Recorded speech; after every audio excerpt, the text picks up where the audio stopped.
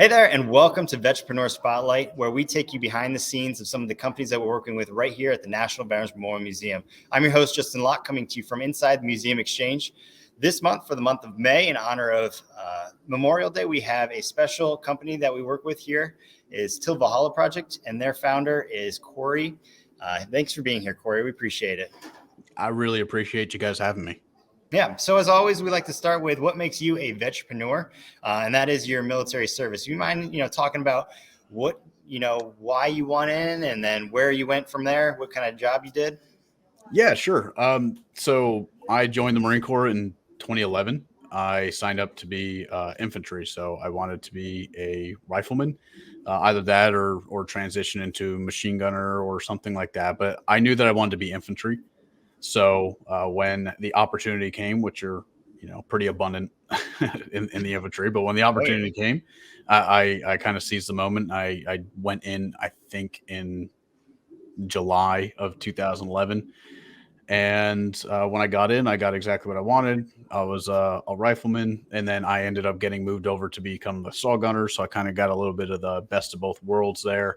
I wasn't quite a machine gunner, but at least I had something that kind of resembled it, right? Oh yeah. So 2012, we ended up deploying to Afghanistan. I was with 27 Echo Company. So we, I don't know, I guess you would say it's kind of a normal combat deployment. You kind of go there and do your job. We went to, for 2012, I was in Sangin, Afghanistan. And in 2013, I was in Kajaki, Afghanistan. So I served two different AOs over there. Same deployment, two different AOs, which to me was was something great about like seeing two different perspectives, because there were two totally different types of environments when you're talking about going over there for an infantry role. So so that's what we did. We went over there, we did our jobs, and when we came back, we suffered, unfortunately, one of the biggest accounts of, I guess, units and mass suicide to ever be kind of recognized in the military. And unfortunately, a lot of my friends were part of that pandemic or that epidemic, and it's really what sparked me on my path to making memorial plaques for the families of fallen heroes, recognizing that my buddies were heroes, in every sense of the word, but because they didn't pass overseas, there was not going to be any recognition for them. So that to me was something that really sparked me on my path when I lost Corporal Dunstan. And unfortunately, I didn't serve as long as all them. I got injured from injuries overseas and back in the States, and eventually had to get out. But that's what really, fueled this fire that has our products on your shelf now. Yeah. And so let's talk about that transition for you. How'd that go? I know there's a lot of missteps between veterans getting out of the service and then their civilian life. I know I personally had some struggles of my own, but I was curious if you mind talking about, what mishaps you had or encountered. Yeah. So of course, I think everybody in the world, I don't know one individual that says, hey, the transitionary period is good and it was great. It's like most veterans don't transition back into the civilian world appropriately. I believe that the military recognizes that. We all recognize it. It's not really an elephant in the room anymore. We know exactly kind of what's going on. So I was no different with that. I had hit some of the lowest points I've ever had in my life when getting out. And I spent a lot of time compartmentalizing that and why that is, and why do we feel so depressed when we get out of the military, even though some of us at almost any given point in time, we want to get out and we say, hey, screw this place or whatever we want to say.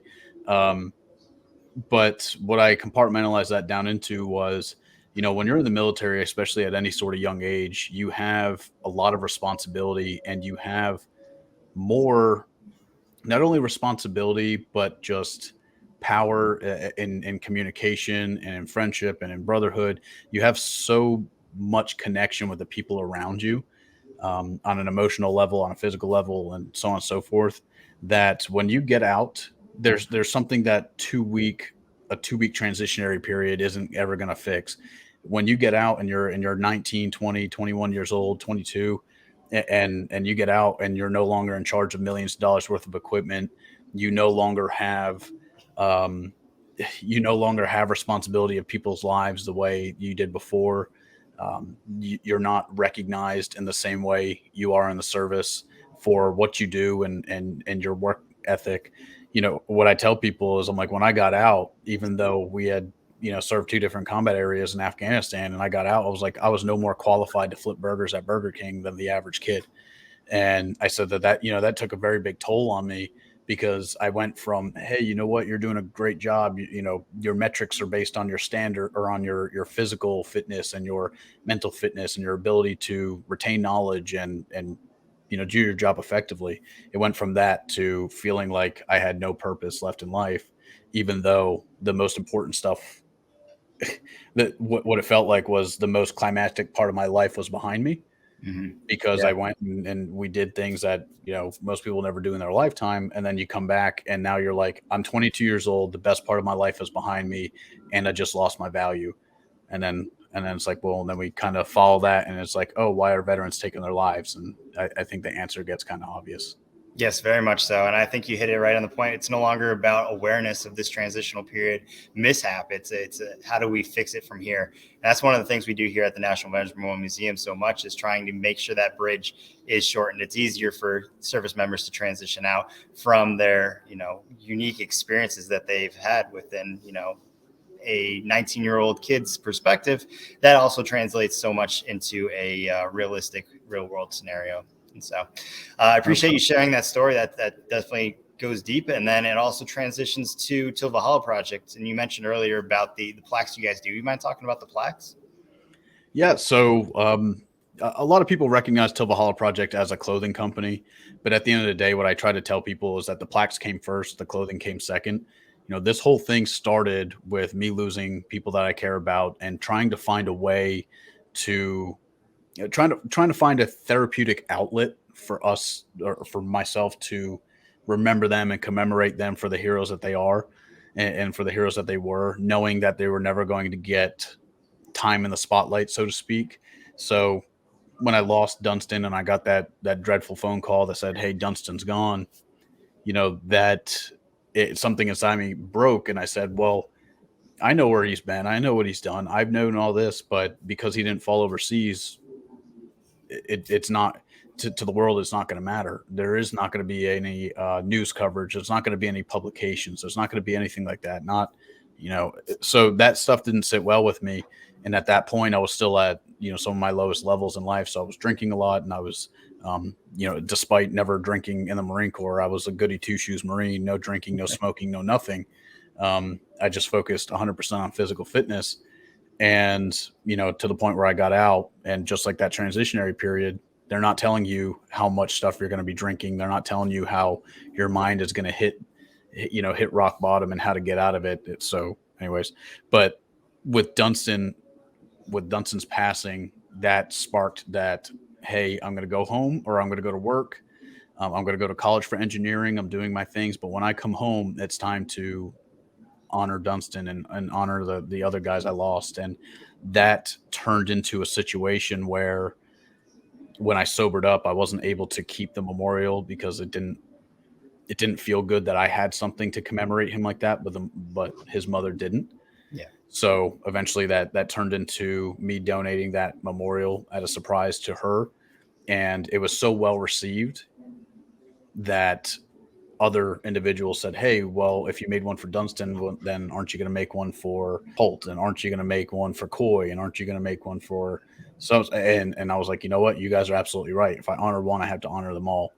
And that started what it turned into today was, hey, Corey, let's make a plaque for this person, and let's make a plaque. And then now you have people from all over coming in and saying, hey, can you make a plaque for my son or my daughter? And at no point, nobody should pay for those. No family should ever pay for a memorial for their son or their daughter or whoever. Like, so it started this thing where I had to just kind of keep my job so I can keep the plaques getting paid for. And eventually I said, how do we we turn this into something that's not just an overnight thing that stops when I, run out of funds. It's how do I turn this into something scalable, because this is closure that a lot of families need, especially families who lost their heroes, decades ago. Like, they need a reminder that there's still a grateful nation that remembers. Yes, yeah, for sure. And then there's also some room for external individuals to help out with your company as far as the plaque. You want to talk about the plaque bearers there and how people Yeah. can get involved? Yeah. So almost every single one of our plaques are hand delivered. So these memorials, they're submitted by anybody in the world. So anybody that's watching this right now, or yourself or anyone in your team, if you guys find a hero and you're able to compile the data that we need, like their rank, their service, of course, their full names, um, date of birth, date of passing, so on and so forth, we get all that and we aggregate it into our little database, and then we just go in chronological order um, of honoring these heroes. But on top of that, we want these to be a surprise. So we want them, we want these families who lost their fallen hero a decade ago to wake up one day and either have a knock on the door that says, hey ma'am, hey sir, on behalf of Till Valhalla Project, we made this in honor of your son or your daughter, um, to remind you that there's a grateful nation that still remembers their service. And it's like that, to me, is something that's very important. So what we do is we have our legacy guardians, there's elite members, there's our internal staff that we all go out and we facilitate these plaque deliveries all across the United States. And that could be done at volunteer. That could be done by earning the legacy guardian status when you spend enough on our website, because it proves to us that you're really in it for for the mission, and then you really embody what we do. So we reach out to those individuals and we say, hey, hey, Mr. Johnson, we found out that there's a fallen hero in your area. We built a memorial plaque. How do you feel about going there and hand delivering it to the family? And I mean, we've done over 2,000 of those so far. I think it's closer to 3,000 now. Oh, wow. And we're just getting started. I mean, we're talking about doing almost over 100,000 in the next 5 years. Yes. Yeah. I think that goes well beyond, gone but not forgotten, and giving back to those families who've, paid that ultimate sacrifice there. So I appreciate all that.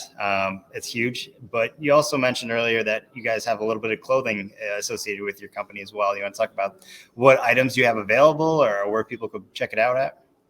Yeah, for sure. So the website is tillvalhallaproject.com, and it became our vessel for funding this mission, and not only our mission to hand deliver memorial plaques, but with our clothing, we actually donate a percentage of that towards reducing veteran suicide. So we work with Stop Soldier Suicide at the moment, and they have a list of high risk veterans who need help, and we sponsor each one of those veterans to go through, and we've donated collectively to veteran suicide efforts like over 1.3 million, and that's provided a lot of therapy. I mean, we're up to over 10 or we're up to 9,000 hours of therapy just for veterans through Stop Soldier Suicide. So it's not enough for us to build memorial plaques and honor them when they're gone. We want to be proactive in making sure they don't become plaques in the first place.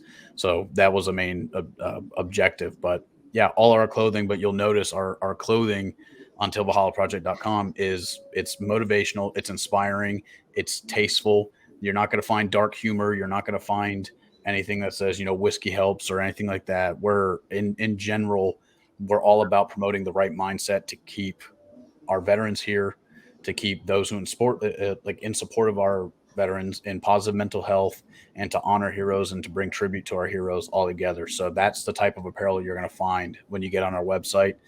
And surprisingly, it's something that, over 1.5 million people have supported to date. So it's pretty amazing. Yeah, we love supporting it here too. We've got the Till Valhalla Project blue flag behind us, and then the shirt you're wearing, that definitely speaks volumes as well. Yeah, any closing comments for anyone at home? Closing comments? I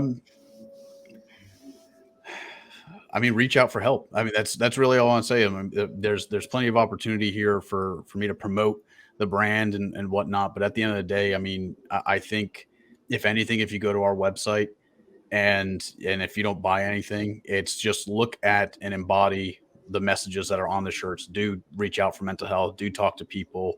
Um, don't forget to inspire the people around you, and just try to keep everybody in positive mental health, because I think it's just through reciprocation, it's changing the world. I mean, one t-shirt at a time. And I'm seeing that in so many places right now. And I'm glad to see so many organizations picking up after and saying, hey, you know what, mental health and veteran suicide and honoring heroes, these are all things that are becoming top priorities. So um, yeah, at the end of the day, like I said, go through and look at our messages and just embody them, because I think they're important for our nation at this point. Oh, yes, I would agree. You have to take care of yourself so you can take care of others as well. Well, Corey, I appreciate you hopping on today and doing our Vetrepreneur Spotlight for the month of May.